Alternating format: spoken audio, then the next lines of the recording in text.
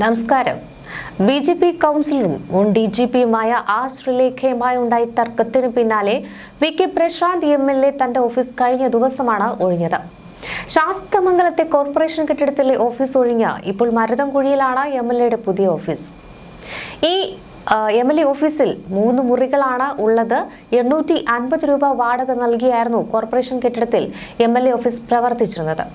അതും 7 വർഷമാണ് പ്രവർത്തിച്ചത്. പക്ഷേ പുതിയ കെട്ടിടത്തിന് 15,000 രൂപയാണ് വാടക എന്നാണ് ഇപ്പോൾ പുറത്തുവരുന്ന റിപ്പോർട്ടുകൾ. ശാസ്തമംഗലത്തെ ഓഫീസ് ഒഴിയുന്ന വിവരം കഴിഞ്ഞ ദിവസമാണ് പ്രശാന്ത് അറിയിച്ചിരുന്നത്.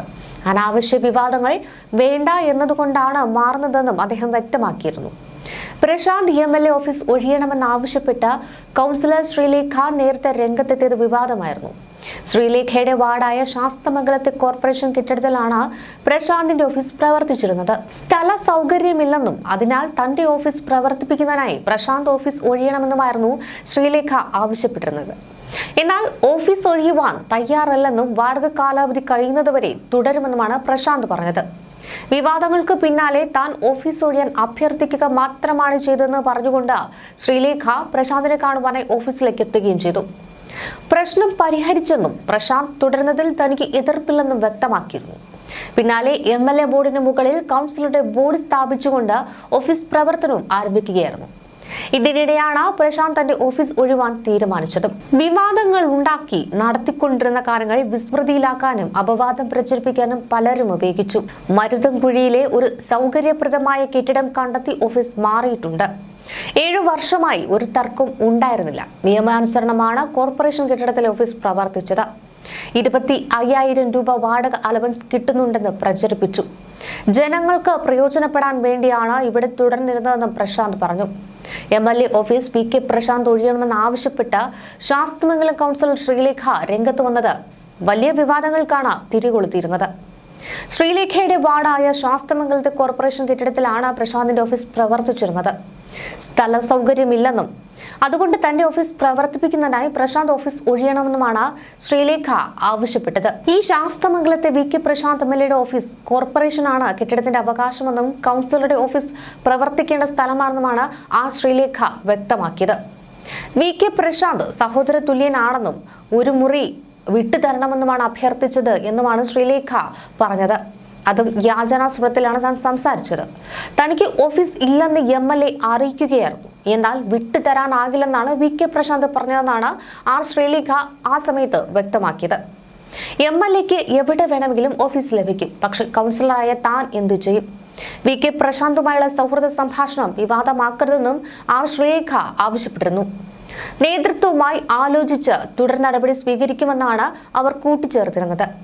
ഇതിനിടെ എം.എൽ.എ ഓഫീസിലേക്ക് എത്തി കൗൺസിലർ ആർ ശ്രീലേഖ വി.കെ. പ്രശാന്തിനെ കണ്ടു. ആർ ശ്രീലേഖയുടെ യാചന സ്വീകരിച്ചുകൊണ്ട് എം.എൽ.എ ഓഫീസ് ഒഴിയാനാകില്ലെന്നും കാലാവധി കഴിഞ്ഞാലും ഒഴിയുന്ന കാര്യം ആലോചിച്ച് മാത്രമേ തീരുമാനിക്കുകയുള്ളൂ എന്നുമാണ് വി.കെ. പ്രശാന്ത് അന്ന് പ്രതികരിച്ചത്. കൂടാതെ വാടക കാലാവധി കഴിയുന്നതുവരെ എം.എൽ.എ ഓഫീസിൽ തുടരുമെന്നും വ്യക്തമാക്കിയിരുന്നു. ഇതുവരെയുള്ള കൗൺസിലർമാർക്ക് ഒരു പ്രശ്നവും ഉണ്ടായിരുന്നില്ല എന്നും വി.കെ. പ്രശാന്ത് അന്ന് വ്യക്തമാക്കിയതാണ്. വി.കെ. പ്രശാന്തിനെ ഫോണിൽ വിളിച്ചുകൊണ്ടാണ് ഇത്തരത്തിൽ ഈ കെട്ടിടത്തിലുള്ള വാർഡ് കൗൺസിലറുടെ ഓഫീസിൽ സൗകര്യമില്ലെന്നും അതുകൊണ്ട് ഇതേ സ്ഥലത്തുള്ള എം.എൽ.എ ഓഫീസ് ഒഴിയണമെന്നും ശ്രീലേഖ ആവശ്യപ്പെട്ടിരുന്നത്. കൗൺസിൽ തനിക്ക് അനുവദിച്ച സമയപരിധി മാർച്ച് 31 വരെയാണെന്നും അതുവരെ ഒഴിയാൻ കഴിയില്ലെന്നുമാണ് പ്രശാന്ത് ഇതിന് മറുപടിയായി പറഞ്ഞത്.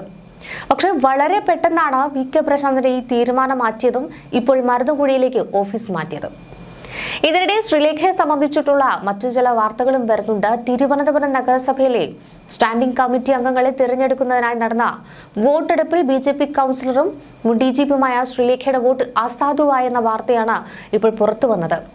നഗരാസൂത്രണ കമ്മിറ്റിയിലേക്കുള്ള വോട്ടെടുപ്പിലാണ് വോട്ട് അസാധുവായത്. വോട്ട് രേഖപ്പെടുത്തിയതിലെ സാങ്കേതിക പിഴവാണ് ഈ വോട്ട് അസാധുവാകുവാൻ കാരണമായത്.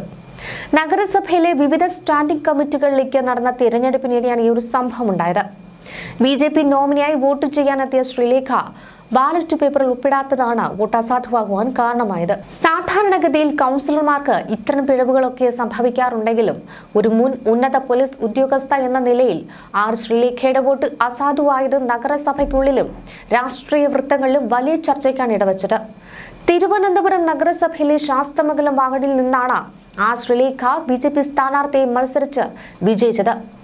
ഇതിന് പിന്നാലെയാണ് VK പ്രശാന്ത് കെട്ടിടം ഒഴിയണമെന്ന് പറഞ്ഞുകൊണ്ടുള്ള വിവാദങ്ങൾ ഉണ്ടായതും. അത് കഴിഞ്ഞാണ് തിരുവനന്തപുരം നഗരസഭയിലെ സ്റ്റാൻഡിംഗ് കമ്മിറ്റി അംഗങ്ങളെ തിരഞ്ഞെടുക്കുന്നതിന് നടന്ന വോട്ടെടുപ്പിൽ കൗൺസിലറായ ശ്രീലേഖയുടെ വോട്ട് അസാധുവായെന്ന വാർത്തയും പുറത്തുവരുന്നത്.